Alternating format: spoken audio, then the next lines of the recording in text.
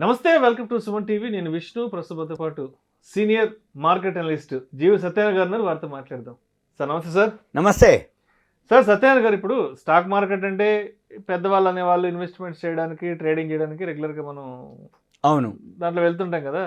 అయితే చిన్నపిల్లలకు కూడా స్టాక్ మార్కెట్లో ఒక మైనర్ డిమాట్ అకౌంట్ను కూడా ఓపెన్ చేయొచ్చు కూడా ఒక ఆర్టికల్ ఒకటి చదివాను. సో ఏంటి అంటే ఇది అంటే చిన్నపిల్లలకు మైనర్ అకౌంట్ ఓపెన్ చేయడం అనేది ఎంతవరకు ప్రయోజనకారిగా ఉంటుంది అండ్ ఈ డిమాట్ అకౌంట్ ఎలా ఓపెన్ చేయొచ్చు అంటారు? అసలు తాకట్టులో ఉన్న బంగారాన్ని విడిపించి ఆ రోజు ఆన్లైన్ రేటుకే మేము కొంటాం. Sharma gold company.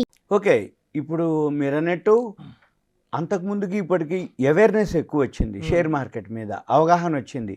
కాబట్టి ఇప్పుడు షేర్ మార్కెట్లో ఇన్వెస్ట్ చేద్దాం అనేది పెద్దవాళ్ళకి అందరికి కొంచెం తెలుసు. కాకపోతే మైనర్ పేరు మీద చేయాలన్నా చేయకూడదా, చేస్తే ఎలా, ప్రయోజనాలు ఏంటివి అనే దాని మీద చాలా వరకు అపోహలు ఉండొచ్చు. కాకపోతే ఈ ఎపిసోడ్ ద్వారా మనం వాళ్ళకి క్లియర్ చేయొచ్చు. ఉదాహరణకి మా చిన్నప్పుడు అంటే ఒక తరం ముందు ఎల్ఐసి పాలసీలు చేసేది పిల్లల పేరుతోటి. ఇప్పుడు తల్లిదండ్రులు సంపాదన పరులు ఉంటారు, తల్లిదండ్రులు కొంచెం ఫైనాన్షియల్గా ఉన్నవాళ్ళు ఈ ఎల్ఐసి వాళ్ళు వాళ్ళని కలిసి మీ పిల్లల పేరు మీద చేయండి పాలసీలు. ఇప్పుడే ఉంది ఆ అబ్బాయి మ్యారేజ్ టైంకు అమ్మాయి కానీ అబ్బాయి ఎల్ఐసీలు పీర్లెస్లు అన్నప్పుడు కరెక్ట్ అవే సేమ్ ఎల్ఐసీలని, పీర్లెస్లని, పోస్ట్ ఆఫీస్లని, ఈ సేవింగ్స్కి సంబంధించినవి. లేదు రియల్ ఎస్టేట్ వాళ్ళు ఏమండి మీ అమ్మాయి అబ్బాయి ఇప్పుడు ఉంది కదా, మరి పెండ్లి టైంకి కొంచెం పెద్ద సెట్ చేద్దామండి, ఎల్ఐసి పాలసీలు చేసుకోండి, అప్పటికల్లా పెద్ద అయ్యే టైంకి డబ్బులు చేతికి వస్తాయని అప్పట్లో చెప్పి చేయించేది. మేము కూడా ఎల్ఐసి ఏజెంట్ ఉన్నప్పుడు ఇదే చెప్పేది, కాన్సెప్ట్ చెప్పేది. అయితే వాళ్ళు ఆ టైంలో అది జరిగేది. ఇప్పుడు ప్రజెంట్ ఎల్ఐసి పాలసీలు అంటే అందరికి ఆల్రెడీ ఎక్కువ శాతం కాంపిటీషన్ ఎక్కువైపోయింది. పాలసీల్లో లైఫ్ పాలసీల కంటే యాక్సిడెంట్ పాలసీలే ఎక్కువ ఆదరణ పొందడం జరిగింది. దాంట్లో చాలా ఉన్నాయి ఎల్ఐసీలు, అది ఇన్సూరెన్స్ వదిలిపెట్టి. ఇప్పుడు మనం షేర్ మార్కెట్లోకి వచ్చేటప్పటికి షేర్ మార్కెట్లో ఏదైతే ఉందో సింపుల్గా మైనర్ పేరు మీద అకౌంట్ ఓపెన్ చేయొచ్చు. ఎలా చేయొచ్చు, ఏం చేయొచ్చు అనే దాని మీద ఏం చేసినా తల్లిదండ్రులు అంటే ఇప్పుడు ఎవరైతే పిల్లలు ఉన్నారో వాళ్ళు మైనర్లు ఎవరైతే మనం ఓపెన్ చేస్తామో ఏం చేసినా అంటే ఇప్పుడు వాళ్ళ పేరు మీద మనం డిమాట్ అకౌంట్ ఓపెన్ చేసినా తల్లిదండ్రులకే ఉంటుంది. ఇప్పుడు ఎల్ఐసి పాలసీలు కూడా చేసినా కానీ పిల్లల పేరు మీద పేరుకే పాలసీ, కానీ గార్డియన్ తల్లిదండ్రులే. ఎప్పటి వరకు 18 ఏళ్ళు వచ్చేంత వరకు.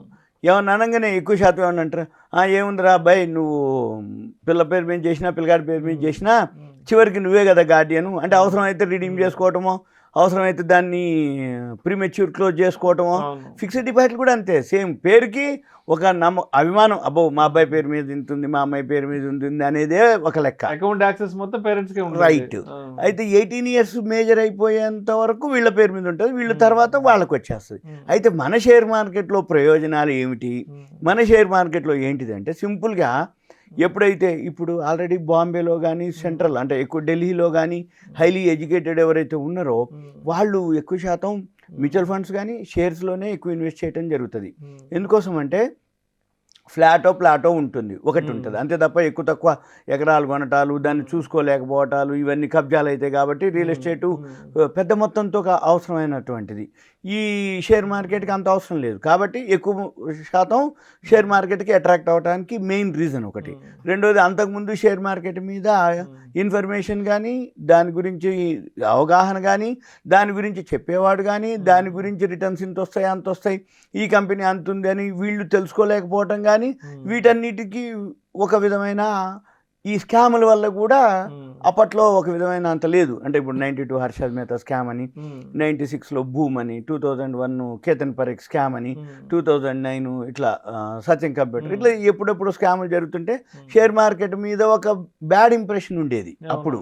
అందుకని ఎవరన్నా చేస్తున్నా కానీ వాడిని ఒక విధమైన చిన్న చూపు చూసేది షేర్ మార్కెట్లో ఉన్న వాళ్ళన్నా, షేర్ మార్కెట్ చేస్తున్న వాళ్ళని. అయితే ఇప్పుడు ఏమైంది, అవేర్నెస్ వచ్చింది, ఎడ్యుకేషన్ వచ్చింది, ట్రాన్స్పరెన్సీ వచ్చింది. అప్పటికి ఇప్పుడు ఏదైతే సెబీ రూల్స్ రెగ్యులేషన్స్ కంటిన్యూగా స్ట్రిక్ట్ చేయటం, దాంట్లో ఏవైతే మైనస్ పాయింట్లు ఉన్నాయో అవన్నీ కూడా అవాయిడ్ చేయటం, ప్లస్ పాయింట్లుగా అంటే ఏంది క్యాష్ ట్రాన్సాక్షన్స్ లేకుండా ఉండటం, ఒకప్పుడు ఫిజికల్ సర్టిఫికెట్లు ఉండేది, డిమెటీరియలైజేషన్ చేయటం, ఇవన్నీ అడ్వాన్స్ చేంజెస్ కావటంతో ఎక్కువ శాతం ఇప్పుడు రావటం జరిగింది. అయితే వరల్డ్లో మొత్తానికి చూస్తే ఫస్ట్ సింగపూర్ ఏది ఎక్కువ శాతం షేర్ మార్కెట్లో ఉన్నవాళ్ళు, ఇక తర్వాత వేరే కంట్రీస్ అంటే ఆస్ట్రేలియా అనుకోండి, యుఎస్ అనుకోండి, చైనా, ఇవన్నీ కూడా ఉన్నాయి. మనమే లీస్ట్లో ఉన్నాం. అంటే లీస్ట్ కాదు, 10వ 12వ ర్యాంకులు ఎక్కడో 8% 7% కంటే ఎక్కువ లేవు. 147 145 కోట్ల మన జనాభాకి మొత్తం కొడితే 12 కోట్లు ఎంతో ఉన్నాయి డిమ్యాట్లు. మళ్ళీ 12 కోట్లలో మల్టిపుల్ అకౌంట్స్ ఉంటాయి. అంటే సుమారు 7-8 కోట్లు ఉన్నాయి. అంటే ఎంత 5-6% కంటే ఎక్కువ లేవు మనం. అయితే ఇప్పుడిప్పుడే అవేర్నెస్ వస్తుంది. అయితే ఈ డిమ్యాట్ అకౌంట్లు పిల్లల పేరు మీద ఎప్పుడు చేయొచ్చు అంటే, ఉదాహరణకి ఎవరైతే షేర్ మార్కెట్లో అంటే ఇప్పుడు రిలయన్స్ లాంటి వాళ్ళు కానీ, పెద్ద పెద్ద కంపెనీలు వాళ్ళ పిల్లలు కానీ, మనవడు కానీ మనవరాలు కానీ డెలివరీ అయింది, పుట్టింది అనగానే పేరు పెట్టగానే ఫస్ట్ పాన్ కార్డ్ అప్లై చేస్తారు వాళ్ళ పేరు మీద. పాన్ కార్డ్ అప్లై చేసి డిమ్యాట్ అకౌంట్ ఒకటి ఓపెన్ చేస్తారు. వీళ్ళ ఎసెట్స్ ఏవైతే ఉన్నాయో ఎసెట్స్ కాకుండా షేర్స్ని ఇచ్చేస్తారనమాట ఆ అకౌంట్కి. ఇప్పుడు మనం చేసేది కూడా, మనం చెప్పబోయేది కూడా అదే. పిల్లల పేరుతోటి డిమ్యాట్ అకౌంట్ ఓపెన్ చేసి మనం ఒక 5,000 10,000 వేద్దాం అనుకున్నాం. లాంగ్ టర్మ్లో మంచి కంపెనీలు ఉన్నాయి అనుకోండి, ఆ పేరు మీద కొనిపెట్టేయటం. కానీ రైట్స్ ఎవరికి? తల్లిదండ్రులకే. ఎవరైతే గార్డియన్ ఉంటారో, పేరెంట్స్ ఉంటారో వాళ్ళకే ఉంటాయి రైట్స్. ఇప్పుడు ఇన్వెస్ట్మెంట్ అయితే ప్రయోజనాలు ఏంటిది అంటే, ఇప్పుడు రోజు అంటే మనం ఒక డిమ్యాట్ అకౌంట్ అమ్మాయో అబ్బాయి అనుకో ఇంట్లో, అయితే ఏమవుతుంది, బర్త్డేకో, వీళ్ళ మ్యారేజ్ డేకో, లేకపోతే ఏదైనా గృహప్రవేశం ఈవెంట్ ఉన్నప్పుడు, లేకపోతే అమ్మమ్మ నాయనమ్మల బర్త్డేలో, అమ్మమ్మ నాయనమ్మ మ్యారేజ్ డేలో, అమ్మమ్మ నాయనమ్మలు ఏదైనా ఎసెట్ మనవడికో మనవరాలకో ఇద్దామని అనుకునే అన్నీ ఏం చేస్తారు వాళ్ళు, ఆ సంవత్సరంలో మినిమం ఒక ఫ్యామిలీకి 5-6 డేస్ ఉంటాయి. 4 ఉన్నారు అనుకోండి, 2 పిల్లలు 2 పెద్దోళ్ళు, 4 బర్త్డేలు, ఒక మ్యారేజ్ డే, 5 ఈవెంట్లు, మళ్ళీ వాళ్ళ అమ్మ నాన్న అత్తమామ, అంటే 8 మంది, వాళ్ళ 4 మ్యారేజ్ డేట్లు, బర్త్ డేట్లు. అంటే ఏమవుతుంది, ఎప్పుడు ఏదో ఒక ఈవెంట్ ఉంటూనే ఉంటుంది ఇంట్లో. అంటే బర్త్డేనో, మ్యారేజ్ డేనో, పిల్లల బర్త్డేనో, అమ్మమ్మ బర్త్డేనో, మ్యారేజ్ డేనో, నాయనమ్మ బర్త్డేనో, ఏదో ఒక ఈవెంట్ ఉంటాయి. అప్పుడు ఏమవుతుంది, మనవడు మనవరాల పేరుతోటి 5,000 10,000 గిఫ్ట్గా ఇవ్వడం జరుగుతుంటుంది. ఈ 5,000 10,000 ఇప్పుడు ఏం చేయాలి, మనము డిమ్యాట్ అకౌంట్ ఓపెన్ చేసి అమ్మమ్మ నాయనమ్మ కానీ, తల్లిదండ్రులు కానీ, వీళ్ళ పిల్లల సేవింగ్స్ కూడా మంత్లీ పాకెట్ మనీ ఇస్తే సేవింగ్స్ కింద కొంత ఎస్ఐపీలు చేస్తున్నారు ఈ మధ్య. ఇవన్నీ కూడా మనం డిమ్యాట్లో చేయించవచ్చు. చేస్తే పిల్లలకి ఏమవుతుంది, ఏజ్ పెరుగుతున్న కొద్దీ వాళ్ళకు కూడా తెలిసిపోతుంటుంది. ఒకవేళ ఎవరైతే డిమ్యాట్ అకౌంట్ ఓపెన్ చేద్దాం అనుకుంటారో వాళ్ళ తల్లిదండ్రులు పాన్ కార్డు కావాలి. ఇప్పుడు ఎవరైతే మైనర్ అబ్బాయి కానీ అమ్మాయి కానీ వాళ్ళ డేట్ ఆఫ్ బర్త్ సర్టిఫికేట్ ఉండాలి. వాళ్ళ పేరు మీద పాన్ కార్డు ఒకటి ఓపెన్ చేయాల్సిందే, వాళ్ళ పేరు మీద బ్యాంక్ అకౌంట్ ఒకటి ఓపెన్ చేయాల్సిందే. చేసి తల్లిదండ్రులు ఇవి వీళ్ళవి పెట్టి మామూలుగా మనము డిమ్యాట్ అకౌంట్ ఓపెన్ చేసుకోవచ్చు. మామూలు డిమ్యాట్ అకౌంటే, మా దీంట్లో ఏం లేదు వేరే. కానీ మైనర్ పేరు మీద ఓపెన్ చేసేవాళ్ళు వాళ్ళ డేట్ ఆఫ్ బర్త్, వాళ్ళ పేరు మీద ఒక పాన్ కార్డు తీసుకోవాలి. పాన్ కార్డు ఒకటి తీసుకొని, డేట్ ఆఫ్ బర్త్ సర్టిఫికేట్ తీసుకొని, అడ్రస్ ప్రూఫ్లు ఇవి ఏవైతే ఉన్నాయో సేమ్ అనమాట, మన వాళ్ళవి ఉంటాయి. వాళ్ళ పేరు మీద ఆధార్ కార్డు ఉంటుంది, వాళ్ళ అవన్నీ పెడుతూ ఇవి పెడితే అప్పుడు మైనరు, గార్డియను, ఫాదరు, మదర్ అనేది ఉంటుందన్నమాట. సింపుల్ అనమాట, ఏం లేదు. మన డిమ్యాట్ అకౌంట్ ఎలా అయితే ఓపెన్ చేసే ప్రొసీజర్ ఉందో సేమ్. కాకపోతే మైనర్ పేరు మీద మనం ఓపెన్ చేద్దామని మీరు అనుకుంటే, మైనర్ పేరు మీద పాన్ కార్డు ఒకటి అప్లై చేయాలి, మైనర్ పేరు మీద బ్యాంక్ అకౌంట్ ఒకటి ఓపెన్ చేయాలి, మైనర్ పేరుతో ఆధార్ కార్డు ఏవైతే ఉన్నాయో అందరికీ ఉంటాయి జనరల్. అది ఇప్పుడు మన ఇంట్లో మైనరా మేజరా ఉండదు ఆధార్కి కార్డుకి. అలానే వీళ్ళ పేరు మీద డేట్ ఆఫ్ బర్త్ సర్టిఫికేట్. ఇప్పుడు స్కూల్లో జాయిన్ చేయాలి, ఫస్ట్ అడిగేది ఏంటిది, date of birth certificate. Date of birth certificate common, పుట్టగానే ఫస్ట్ ఏం చేస్తారు, date of birth certificate apply చేయాలి.